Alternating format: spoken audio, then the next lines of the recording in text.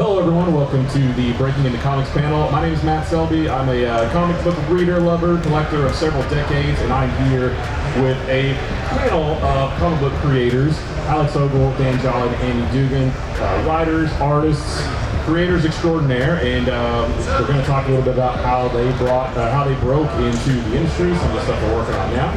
So Alex, you want to introduce yourself? I'm Alex Ogle.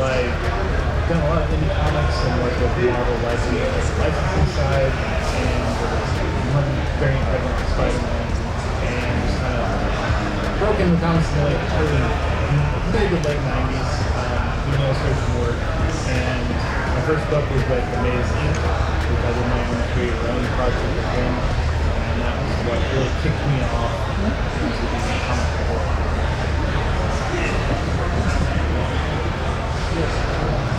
I'm Dan Jolly. I've been writing for 33 years now. I got my first contract in 1990. I've worked started out at Dark Horse, worked for Marvel and DC, and Image and Top Cow, and kind of all of them, I think, at one point or another. Started getting into other stuff. I write novels, I work on video games, done some children's books, a little tiny bit of screenwriting. Just kind of, I don't think I have a genre. So I write whatever comes to mind. Whatever I can. Yeah. And I'm Andy Duggan, and I've been doing this the least amount of time of all of us. I'm not sure exactly when I would consider breaking in, because you never really know what that means until you kind of look around and you're like, oh, am I in now? Yeah. When did that happen? But I just started out doing I did a book for Action Lab, and then did some kids book illustrations, and then most recently working on Star Wars and Dark Horse. Felt the most officially broken in. So do you remember how does it even get started? Does it start with, here's a portfolio, look at my work, or a script or something like that, and you just send it off to various publishers, or is it more about, because I know it's, today with social media, you can post your artwork on Instagram. I know I know some mainstream artists talk about, I saw this guy on Instagram and I called him up and hired him. What's that very, very first step, or what was that very, very first step for you guys? Do you even remember, I sent it in to Dark Horse or somebody and they said, yeah, I'll hire you, something like that? Well, the very first thing I did when I did myself creator on a project with Amaze Inc. was I'm sending pages and pictures. That was the late 90s, so right. The good old thing.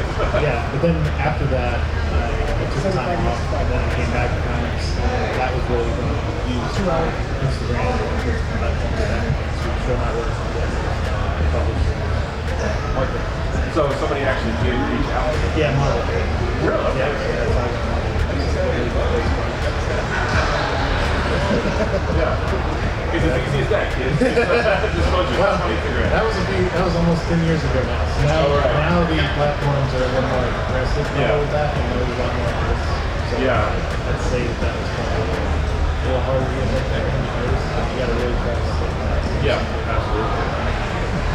Now, Dan, do you do art too, or just writing, or Strictly writing. Writing? Okay. I have not a single shred of artistic talent. Okay, yeah, I'm with you.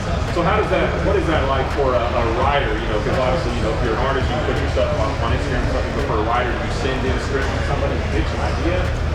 Well, so the initial thing that happened for me, I've been writing short stories just for my own amusement. Yeah. I met a girl in an arcade, a video arcade. This is how long ago this was. I love this is when dinosaurs roamed the earth, and I asked her out. And on our first date, I told her I wanted to be a writer. And she said, well, have you ever considered writing comic books? And I've been reading comic books since I've been able to read, but I said I've never thought about it. She said, well, I know a couple of comic artists I could introduce you. And that turned out to be Tony Harris and Craig Hamilton. Okay.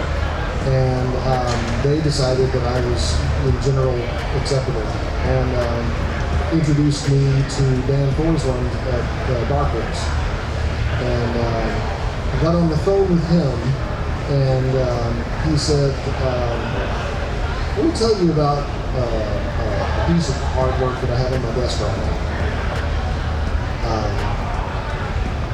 No, it was a script. It was a script on his desk. He read me the panel description. It was a bus has stopped at a bus depot, and a man in a leather jacket is getting off the bus, and he's got an oblong box under his arm. And the caption for that panel was, "The stranger carries an oblong box under his arm." And I started laughing, because that's terrible. And he wanted me to recognize that it was terrible. Yeah. So since I did, he was like, I'll give you a chance. And so he said, come up with a 16-page Aliens story for Dark Horse Presents. And if you can come up with something I like, then we'll try and make it happen. So that was the chain of events. Meet someone,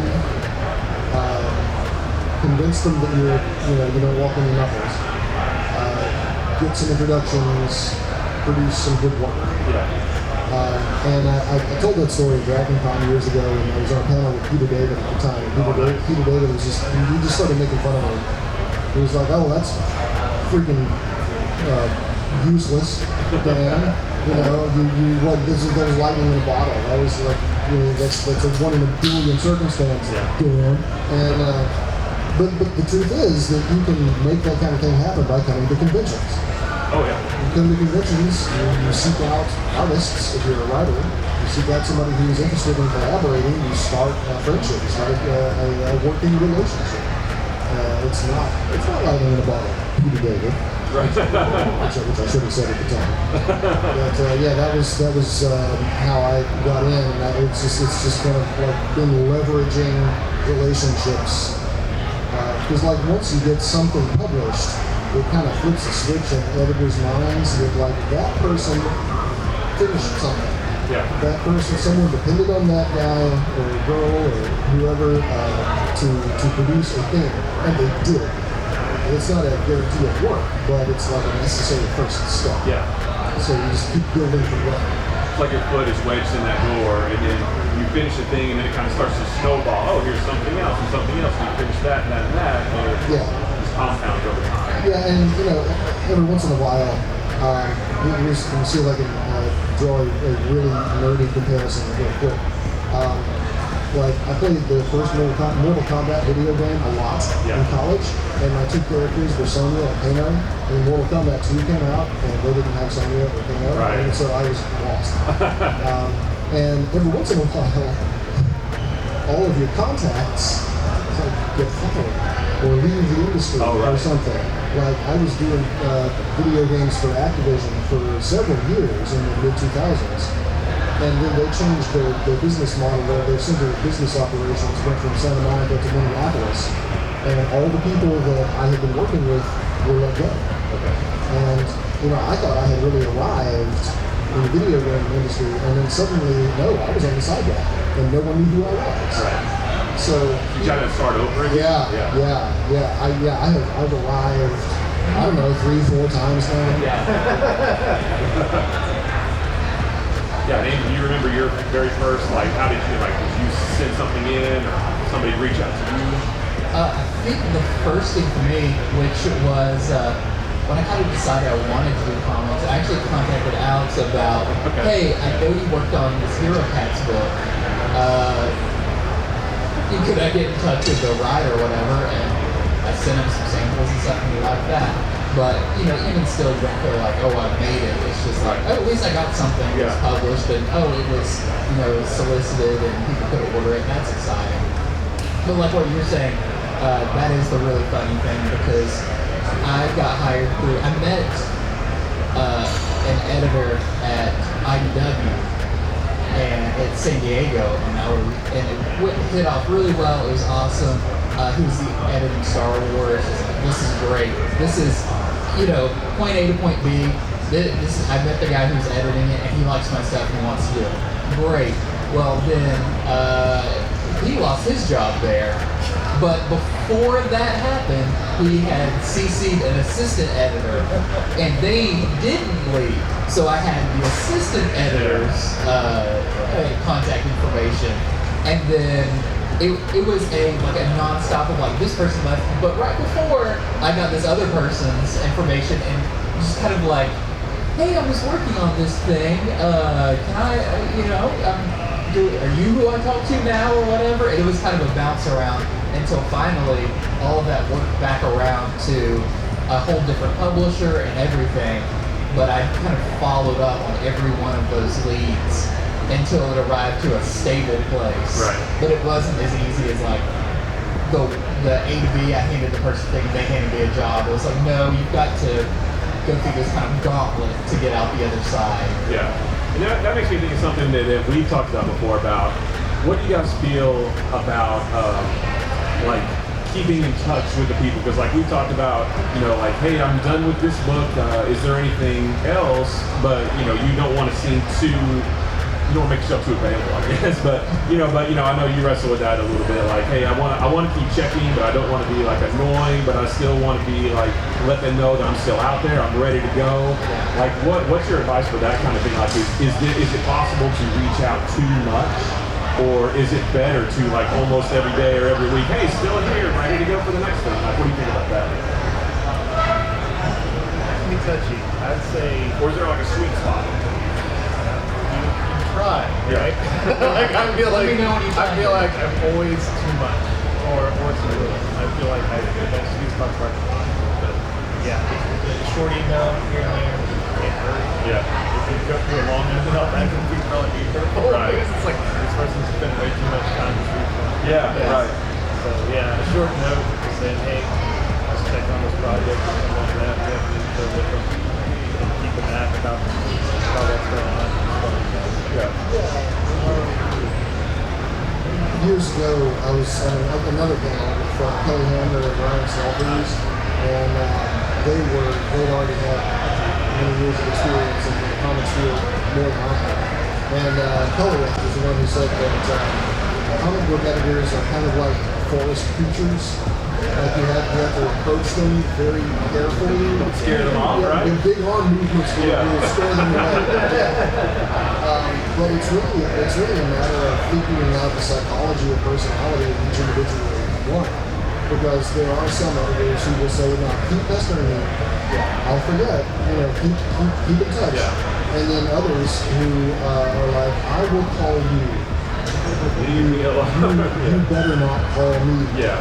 And you just have to feel your way through and figure out who's who.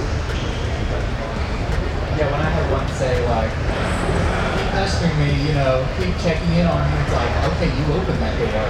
You asked for this. Yeah. Get ready. Get that block button ready because I'm going to be emailing like every day or two. Yeah, very cool. Well, I mean, a simple question, like what's your favorite thing that you've worked on so far? Like of anything you've done, like do you have a favorite, something that really like, all this other stuff was good, but this, I really enjoyed this, or I really like how it came out, like that kind of thing. Okay. I don't want to think about that one. Well, so I got to do a creator-owned project at DC called Bloodhound.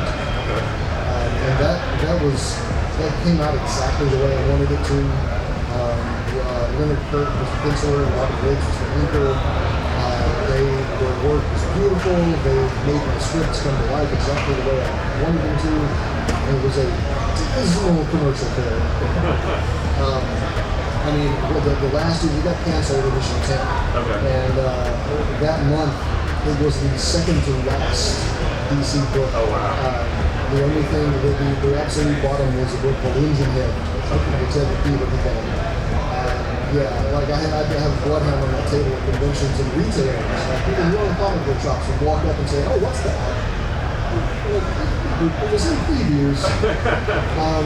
But then, like, I guess the thing that a few people actually read was when I rebooted Firestorm for DC. Yeah, I was curious about that. Yeah. Was that New 52 Firestorm? No, it was before that. Before that? Okay. That was, it got approved in 2002. And then they were like, oh, but we're not going to publish it until 2004. Okay. So, sit around for a while. And in 2003 is when they decided to do Identity Crisis. Yeah. And so when it came out, wait. No, I'm getting my books confused here. No, but it was at the same time, because Firestorm and Bloodhound crossed over for one issue. Okay. So it was at the same time. But Identity Crisis was bad for me because Bloodhound was deliberately not about the capes and tights and brightly colored costumes and code names. It was supposed to be like the dark corners of the DC universe. Right. And Identity Crisis was dominating the entire company, and it was about capes and tights and brightly colored costumes. And within Firestorm, the Identity Crisis was the thing where Ronnie Raymond got killed. And that's why Jason Rush took up the Firestorm name. And nobody liked that. Nobody liked the way Dan DiDio mandated the transition happen. I had like a whole plan for like a very respectful handoff. And DiDio was like, nope, it's going to be bang on Firestorm. It could have gone more smoothly, but and then the character showed up on Legends of Tomorrow, but they changed his name. Yeah, I was going to ask about that too. So they changed his name so they wouldn't have to pay me anything. What did you think about that? Like, was it still cool seeing a character inspired by something you created, or was it more frustrating? Like, hey, that should be different. Well, I mean, the whole experience kind of went sour. Yeah. He showed up in the show and they changed his name, and I was like, oh, that's different. Yeah. But then the actual Jason Rush character started showing up in video games. Like he's prominently featured in the Green Justice games. All right. And so now I get a chance. Okay. I just wanted to talk about we're working on Firestorm. Yeah, I know. This is now the Firestorm panel, because I love Firestorm. Yeah. But I don't know a lot about like a deep history like that. I just like know the guy, but I think. Yeah, I would say my favorite thing I've worked on is a thing that hasn't come out yet, but it's coming out in a couple of weeks, is issue 8 of Star Wars Hyperspace Stories, which is the first one that I've done the cover for and the interiors for. And I tell everybody, it's like, it feels like the first thing that's like, okay, this one's mine. Like, this one has me all over it, and that feels good. The inks too, right? Yeah, I did the cover, everything, colors, everything. Oh, the colors too. Yeah, and then on the interior I did pencils and inks. Yeah. And that one I felt like I had the most. Not like you have a whole lot of control when they give you a Star Wars script, like you're working within their world, but I felt like the script allowed me to kind of in a film term, shoot the scene the way I wanted. We're like, okay, this feels like the angle I want to do here, rather than being really intense and minute. It was like, I can do some fun stuff in here. Plus, it was the second one I've worked on, or the second of the Hyperspace Stories I've worked on. And I felt like, okay, I know this format now, and I feel a little bit more comfortable doing some interesting things with it. So I'm excited for that to come out and everybody to see it, because there's a few panels in there I'm like, I just really like this one I did. It feels real good. You like to work in like a Star Wars Easter eggs, like put a little droid in the corner. Yeah, I do a lot of Star Wars Easter eggs, for being a fan that I include, and then when people buy it, I'm like, oh, I can point out some stuff to you that's fun if you're a fan. Yeah. So, I did do that in another book. In the Neil Armstrong book I worked on, there was, no sci-fi edge to it or anything. It was just, about the story of Neil Armstrong. During the parade, I included Chewbacca, Luke, Leia, and Han in the background. So, just fun Easter eggs. Yeah. You got to keep yourself entertained while you work. Right. Do you have a favorite piece? Yeah. That one. It's not really necessarily comics, though. I was really. That's fun. I was working with Marvel, though, on like the licensing side. I remember doing doing some Avengers in-game artwork, and that was exciting to me because those movies have built so much. At that point, I was so excited to touch that at all. Yeah. And so they Was it before or after the movie? Like, did you get like? Yeah, this is before the movie, so working on licensing deals is really fun because like you see the costume imagery. Yeah. You didn't know it way ahead of time. Yeah, like when I did Captain Marvel stuff, I knew like the cat boost before it was even in the poster, like leaked and stuff, and so that was really cool. Yeah. But yeah, the working on that was like really nice thing just because I got to be kind of on the inside of something that was such a huge fan. Yeah. Did you have to sign like 100 NDAs? And that contract's like a inch thick about can't throw things. Yeah. We'll talk about we have snipers outside your house for the next month. And when you get like, you would get like, I would get images and it's all like watermarked with kind of, right. If I leak those. Yeah. I mean, that's not a bad idea on their part to, hey, if this gets out, we know where it came from. Even maybe you didn't put it out there, like, oh, somebody hacked my computer or whatever. But that's kind of the cool thing about being an illustrator at that point, is because I get set photography, stuff like that, the actors and costumes, because you have to know the details. So it's like pretty fascinating. Yeah, very nice. From the writing side, I did the team novelization of the first Iron Man movie, which means they sent me the screenplay about a year before the movie came out. Okay. With one of those NDAs. The full screenplay beginning, middle, and end? Yeah. Okay. Yeah, and it was a slightly earlier draft from the shooting draft, so there were scenes in there that didn't make it in the theory. Right. But it was like, if information leaks and you are determined to be the source, you are liable for damages. And they didn't say how much damages. It was like, basically, however much we feel like, you're going to be, and I'm like, I don't have $47 million. So, you wonder how people can keep the secret for that long, and that's how. Yeah, those threats. The Disney legal team was probably really, really good. Just real quick, like, did it have at the very end, did it have the I am Iron Man at the very end? Because I thought that was like sort of Robert Downey Jr. like improving. I don't remember. Yeah. I don't remember if it did. Because it'd be funny if like your book, the ending was like, oh yeah, it was a bodyguard the whole time, and but in the movie it's completely different. It wasn't completely different. The thing that jumps out in my memory, I was thinking, that didn't make it in the movie. There was a whole scene where Tony Stark was having a conversation with his lawyer while he was on the court. Okay. I mean, that might say more about me than that's what I remember. Did that make it into your book? Yeah. Okay. Yeah. that was the job. You to adapt the screenplay to the So that's very nice. I need an illustrated adaptation of that too. It's a director. Right. Yeah. There's a deleted scene out there somewhere. So, I guess the typical question is like breaking into comics. Like, has it been fulfilling? Like, has it been the right choice? You think? Like, are you having fun with it? Is it something that you would recommend other people do if they're passionate about it? I mean, I know that's like a weird.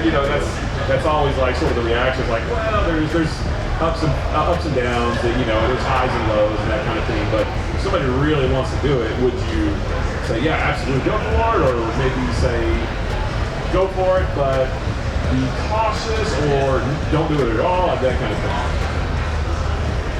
I think if you're, it depends on what type of creator they are. Yeah. If they're somebody that's crazy and stuff, and there's like no way to stop them, they're just up there. They're ready to make books, and those people are going to make nothing will stop.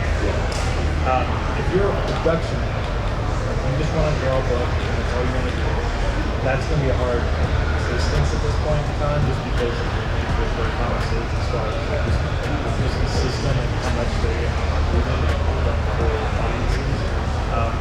That's the challenge. Being a freelancer in that world, trying to survive. Like I bounce between design, illustration, and comics all the time. And that keeps me going. If I had to focus on comics at all, or fully, that would Yeah, I feel like it's kind of the corny thing to say, but like if you can imagine yourself doing anything else, then you probably shouldn't be doing it. Because there's a lot of other things you could be doing. And there's a lot of people who will come and bring you the portfolio or whatever, and you're like, I want to do this, but I could also do this, or I'm doing this. It's like, if you really want to do this, it's gonna take 100% of the time. You know, you got to be committed. You have to be committed, and like I was saying, you have to be more than just the writer or the artist.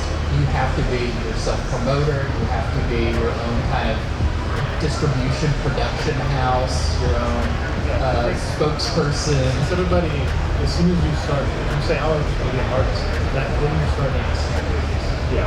You're the product, you're the factory, and you have to do all the work. So, and you have to promote it and do everything. So it's not a job you just take and work. Everybody's a freelancer. Yeah, freelancing is more than just, I do this one thing. It's like, okay, if you're going to do this, you kind of need a business sense too about promoting yourself. You have to be sociable enough to be able to contact people and just be responsible. There's a lot that goes into it. You know, the things you want to do is a very small percentage of the overall thing that you do. Yeah. It's like, oh, I didn't know there was all this other stuff. I just want to write and draw, but there's all this other like administrative stuff. Yeah, once you answer every email, and you look at contracts and you do all this other stuff, then you can get to the part that you want it to be. Yeah. Nice. Dave, did you have any thoughts on that? Like, Well, I mean, when I got into comics, like I said, my first contract was in 1990. I never actually, that first project, I wrote the script and turned it in, and the company immediately went out of business. But I did. I killed the Vampirella series twice. really?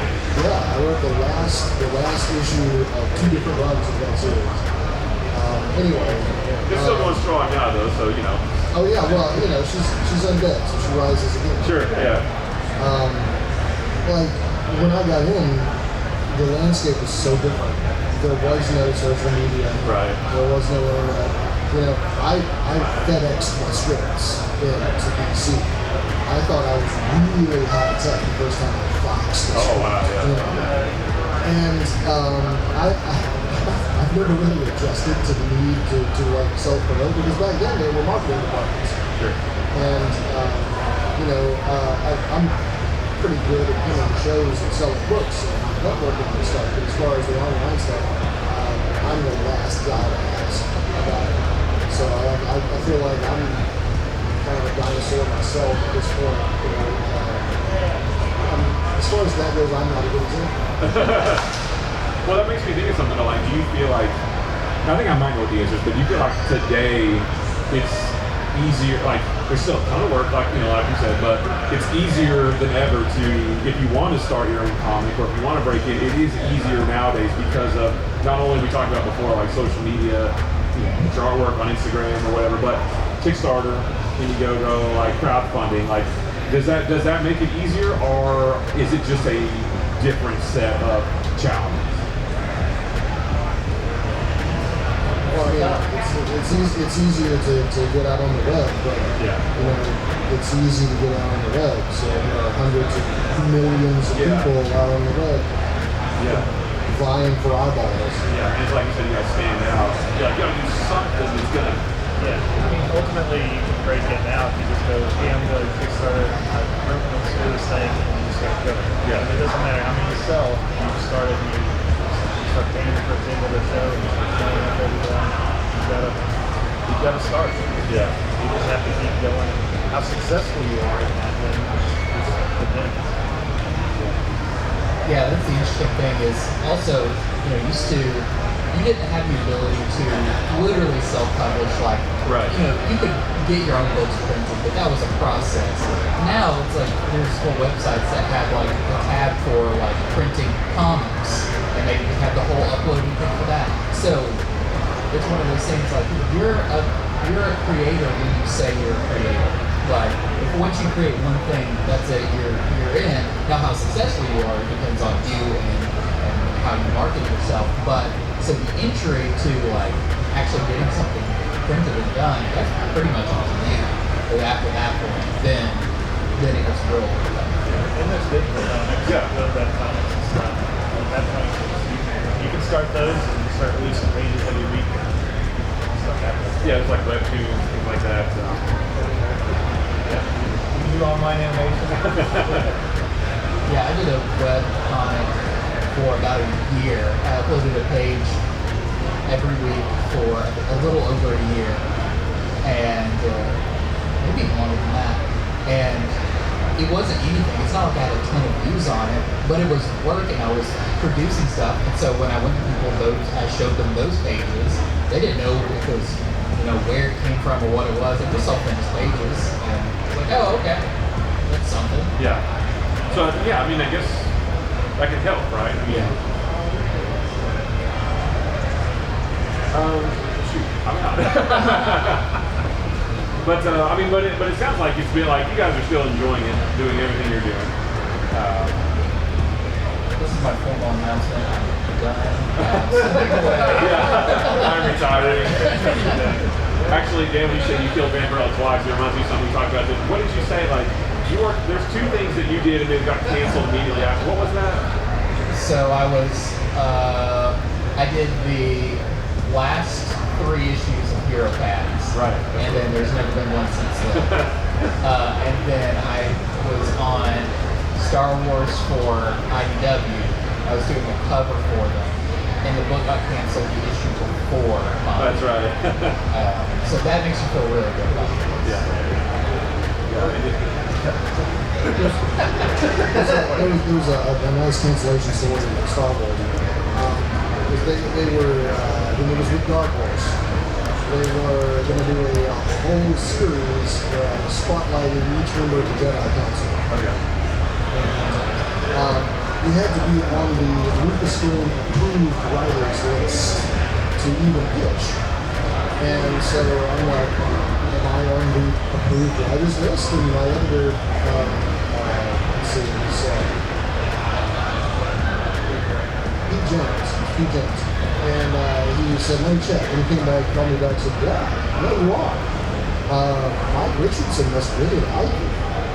So I pitched for, it was for Yoda. It was the female Yoda. Right, yeah. And so the script came in, and I wrote the script, and got paid for it. And then I got a call from one of the other guys.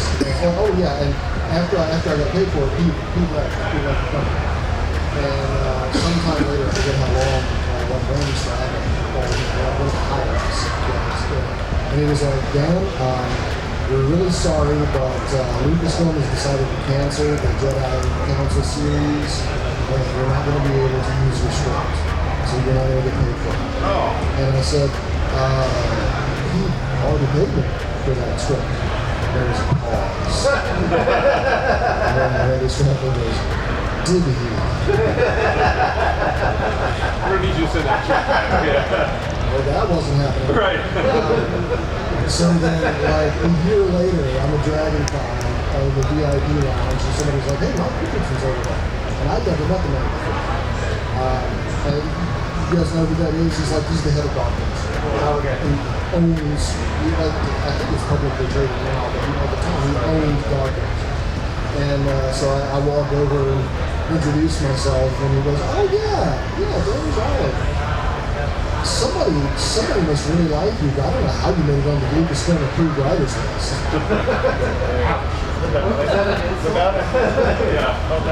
It's like, thank you, I guess. I chose to take it that it was a very exclusive list. Yeah. I think that was a clerical error. Well, actually, that makes me think of something too that we talked about before about working on something big like Star Wars. You get the script and you draft it out, do the pencils and everything, but it still has to be approved, right? Because you've said before, like A lot of approved.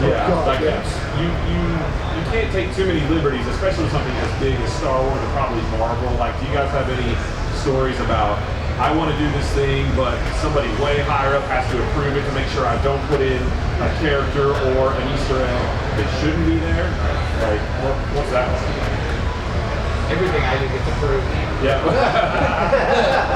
I've never had any kickback for any like continuity things.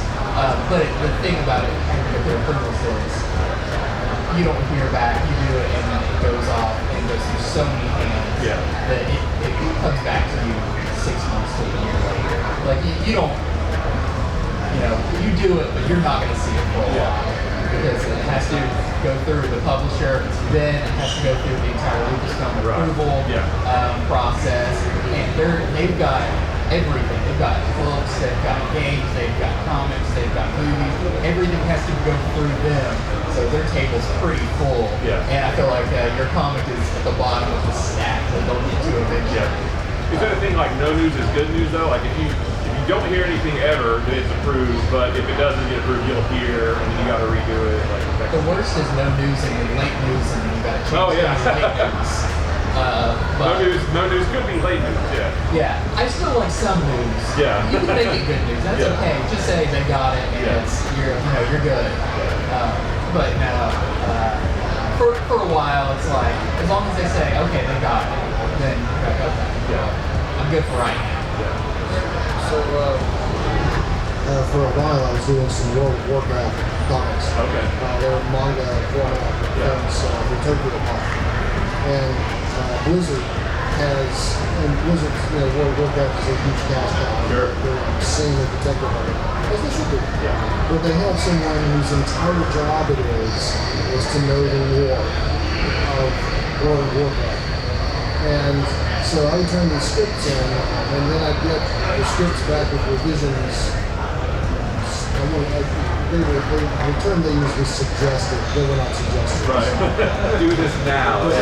But it was in Microsoft Word, and so it was like annotations, like the comments would appear over in the margin. Yeah. And each comment was for a different person, and like their name appeared. And the continuity editor was writing notes to the executive editor in the margins of the script. And it was stuff like I wrote one called Blood Sail Buccaneers, which is about some pirates. And of course it was. And like they were, the main character was sailing to Blood Sail Island. And so the continuity editor comes in and it's like, the executive editor's name is Mickey. And she was like, Mickey, in the unpublished 2001 Warcraft source book, it clearly states that the docks on Bloodsail Island are on the east, but Dan has the ship approaching from the south.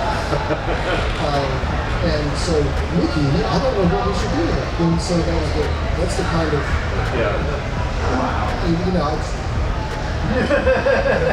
I cheerfully make the changes. What's funny about that, and this is completely not even comics anymore, but like, it makes me think about BlizzCon one year. Have you seen the clip, the red shirt guy? Who, there was like a big Q&A panel, and there was a guy who literally knew everything to that level of detail, and he comes up to the mic and he asks a couple of the developers something like, you said in this storyline something happened, but actually is this, and they just like, they look at each other like, we didn't know that, and we just messed up, and they like fixed it based on this one guy who knew the lore so deeply. So with things like that, I guess maybe that's why they do it, because they know somebody out there is gonna call them out. Well, Jeff Johns. Yeah. Jeff Johns got his start at DC because he was that guy for DC. He knew everything. Yeah. He had compiled an exhaustive database of every character. Not the superheroes, not the supervillains, I mean every character that DC Comics had ever published. And he knew it all. And they were like, this is too good to waste. We got to give this guy a job. Yeah. And now he rules DC Comics. Right, yeah, we talked about that before. It's almost like he knows a little bit too much. Sometimes it can be a detriment because it's like you're trying to work in too much deep lore, maybe dial it back just a little bit, Do you ever find struggles with that? Like if you're creating like, I want to do this, this, and this, but that might be a little bit over the top. You find yourself having to like moderate yourself a little bit in writing, or maybe you're drawing something you want to include so much, but you can't really fit it in, like anything like that. Yeah, there's definitely some of that, but that's just kind of what you learn doing art is if it takes away from the story, then you don't need to have it. If You can't put every droid in a panel, right? That's a hard thing too with working on Star Wars or working on a thing that has so many characters. You're like, I can fill this room with characters, but maybe I should just do silhouettes because too much detail, everything that's going to draw the eye away from the story, from the main, from what is, and that's everything you do needs to serve the story. And sometimes, even though it can be fun to doodle and pick away at something in the background or whatever, you got to kind of rein yourself in. I'm sure that's the same with Ryan. Like, I could just describe this person to every belt buckle they have, and I can do stuff like that. Right. People praise you for it. It makes me think of Tommy Carlin's videos where he's like inking something and he zooms in and zooms again to do a little bit of shading, and then zooms out now to the normal size. Like I can't even tell. Like, but I guess sure it looks good. Like at this level. But yeah, I mean, I guess that may be something that people don't think about too. It's like I'm going to create, I'm going to write something, I'm going to draw something, but I have to do it. I feel like hit the right balance. It can't be too hot or too cold. It's got to be like perfectly lukewarm. Like you said, I can't put too much in there, or I can't describe something too much when I'm writing. Do you think that might be something that maybe people don't know a lot about, or they don't think about that going in?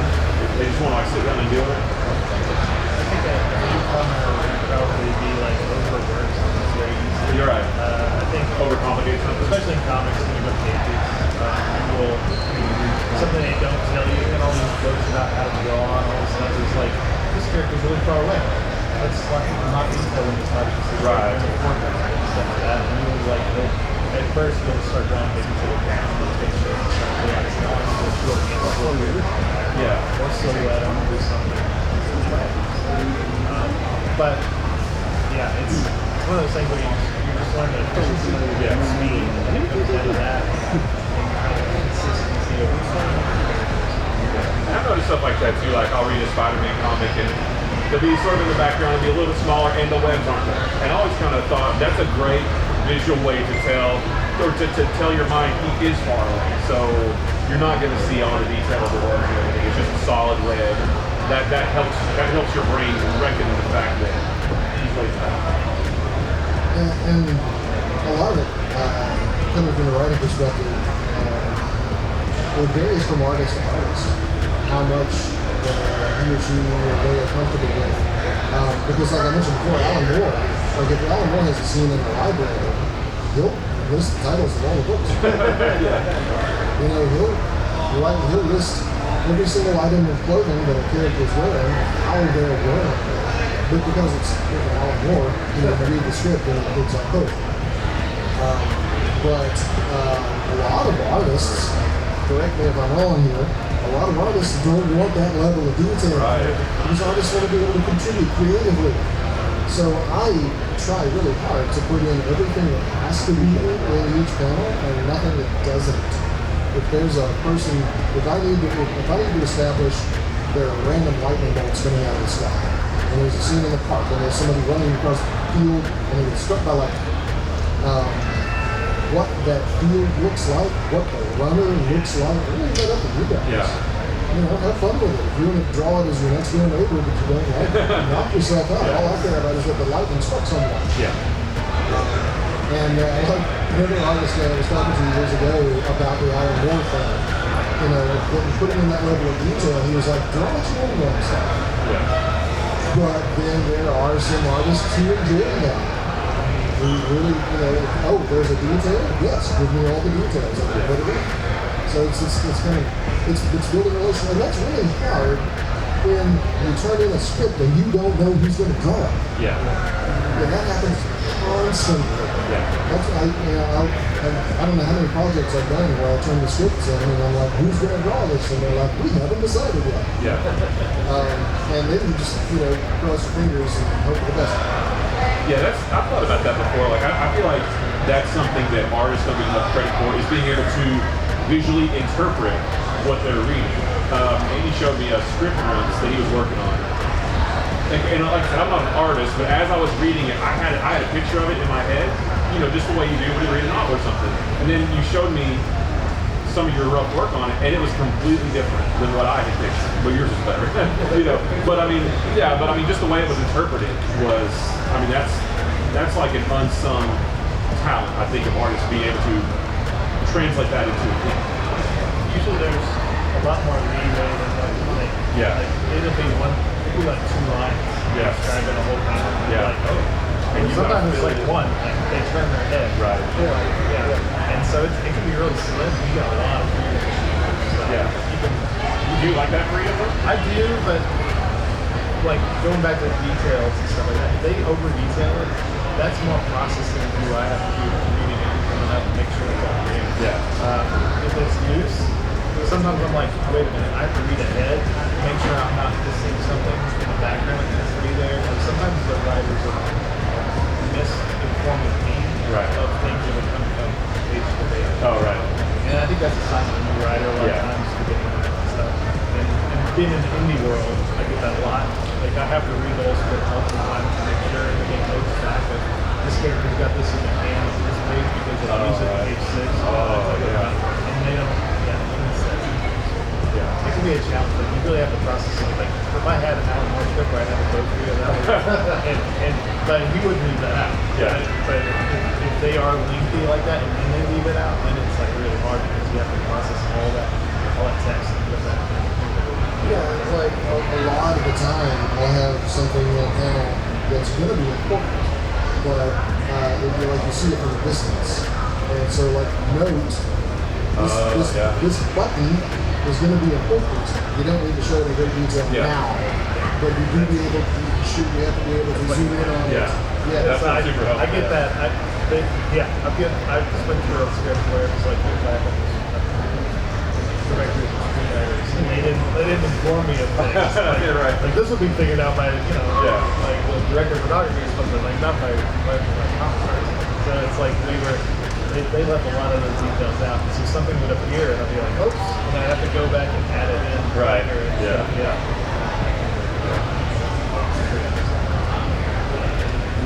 Oh, we're time? Yeah. All right.